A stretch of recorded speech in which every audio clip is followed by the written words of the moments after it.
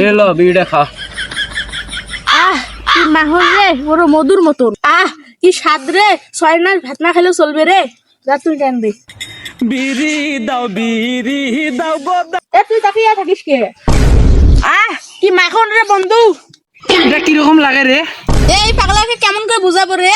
6 মাস ভাত না খেলেও চলবে, একবার বিড়ি খায়া। কি রে, বিড়ি খাবি নাকি? না রে বন্ধু, বিড়ি খাইতাম না।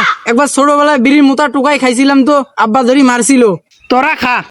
বন্ধু, গরুর ঘিরান আসতেছে না, শালারে কি মিশাইছে? যা তুই ছায়া থাকিস কে রে? কিরে গরুর গোস্তর মতন ঘ্রাণ করে, দে তো দেখি একটা টান দেই। ওর মনে হয় পিনিক বেশি হয়ে গেছে গা। বাড়ির জায়গা রে ঘূর্ণিঝড় হইতাছে মনে হয় রে। গন্ধ করতেছে রে, বিরাট গন্ধ করতেছে। কিরে বড় ভাই দিকে সম্মান দিস না, কি ডলতাছস? আসসালামু আলাইকুম বড় ভাই। ভুল হয়ে গেছে বড় ভাই।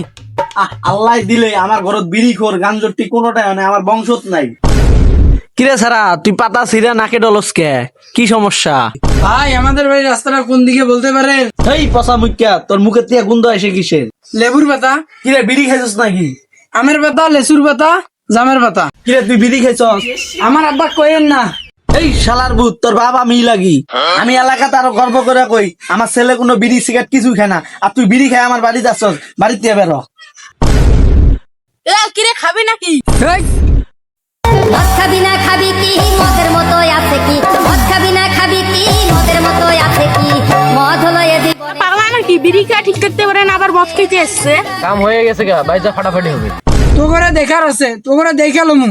আমাদের দেখার আছে দেখে লো, আমরা তো এখানে বসে আছি। তো করে দেখার আছে, এই দেখা শেষ দেখা না, আরো দেখালো মু।